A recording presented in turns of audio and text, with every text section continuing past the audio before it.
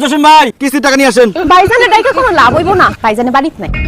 আপনার ভাইজান ভাবি কেউ বাড়িতে নাই, কই গেছে তারা? ভাইজান ভাবিরে নিয়ে শ্বশুর বাড়িতে বেড়াইতে গেছে। তাকে কোনো আক্কেল নাই? সে জানে না আজকে সোমবার কিস্তির টাকা দিতে হইব। সে কি ভাবছে শ্বশুর বাড়িতে গেলে তার কিস্তির টাকা দিতে হইব না? বলেন তার শ্বশুর বাড়ি কোথায়? তেতুলিয়া। ওরে আল্লাহ রে, আপনার ভাই কি বিয়ে করার জন্য জায়গা পেল না? সে বাংলাদেশে শেষ পথে গিয়ে তার বিয়ে করতে হইব। এখন আমি তেতুলিয়া যাব কিভাবে? সদস্য নাম্বার 405 মাসুম বাসার। মাসুম কাকা কিস্তির টাকা নিয়ে আসেন। আরে ডাইকা লাভ নাই, আব্বা বাড়িতে নাই। আপনার আব্বা বাড়িতে নাই? ডাক্তারের কাছে গেছে, আব্বা শরীরটা ভালো না। কি জমিদার একজন কিস্তির টাকা না দিয়ে শ্বশুর বাড়িতে বেড়াতে গেছে, আরেকজন ডাক্তারের কাছে গেছে। এটা তো লোন দিয়ে আমি একটা বিপদে পড়লাম। কোথায় গেছে সে ডাক্তার দেখাইতে? টেকনাফ। ইয়া আল্লাহ, বাংলাদেশের আরেক শেষ কথা। ইয়া আল্লাহ, আমি এখন কিস্তির টাকা কিভাবে উঠাবো, কি করবো, জবাব দিব কি? টাকা শোধ না করে মাছ মাংস খাইতেছে এখানে বসে বসে না? রাহান নাইলে কিন্তু আমি এখন চোর চোর করে আপনাদের কোনো কথাই খাবো। হ্যাঁ, চোর চোর করে রাখেন। চোর চোর কে কোথায় আছে? একবারে কি চোর আইছে?